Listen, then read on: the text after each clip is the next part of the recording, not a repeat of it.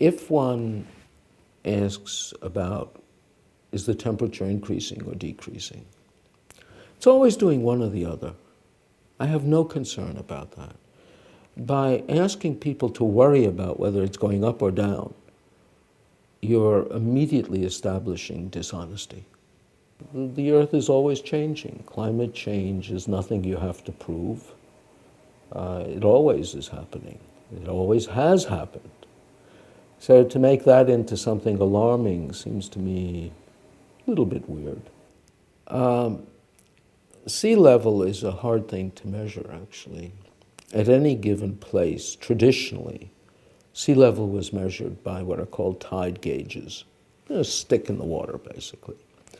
And two things change what a tide gauge shows: the land moving up and down, and the sea moving up and down. Most places, it's the land that is the biggest effect.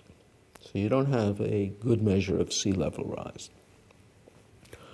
On the other hand, for the last 30 years or so, we've had satellite measurements that are actually measuring sea level.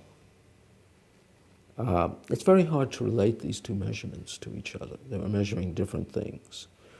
The general feeling is there is no evidence that it's different now than it has been for the last few thousand years. It's been slowly rising ever since the initial rapid rise after the deglaciation 12,000 years ago.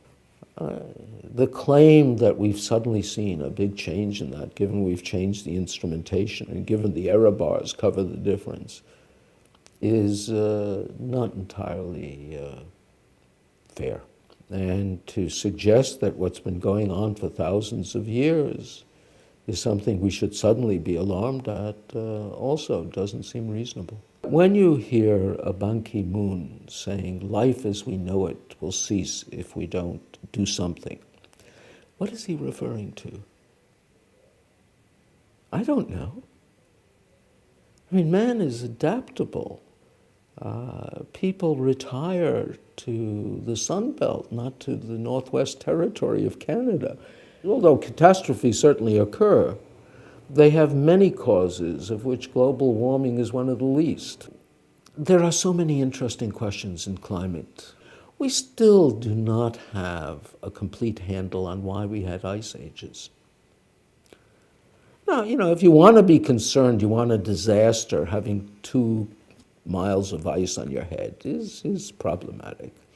And the Earth has had that. It's very much a matter of the unchallengeable assertion. All religions have dogmas. Dogmas are not proven statements, they're assertions that cannot be challenged. It doesn't mean they're false. I mean, I'm not even suggesting that. I'm simply suggesting that it's a bad idea to have anything that can't be challenged. And the trouble is, all of us scientists are government employees, even if we're working for private universities. All research is supported by the government. So as such, we're very sensitive to what politicians say and believe. Well, that's a shortcoming. You have to figure out how to fund science in a way that there are no incentives to artificially promoting things. When you hear, for instance, a scientist saying the science is settled, that person has stepped out of the science. I think that registers with ordinary people. And whenever you see someone say, instead of answering arguments, how could so many people agree if it weren't true? It should be a red flag.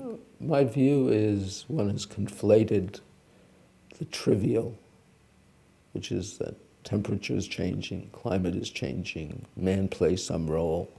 There's not much disagreement with predictions of disaster that are not connected clearly to warming or to our activities or to anything else, and leaving people with the thought that if the first part is true, the second part must be true. That is certainly not the case. And then to add insult to injury, to propose policies that would have nothing to do with any of it, but involve trillions of dollars and harm to many people, is, I think, crossing the line.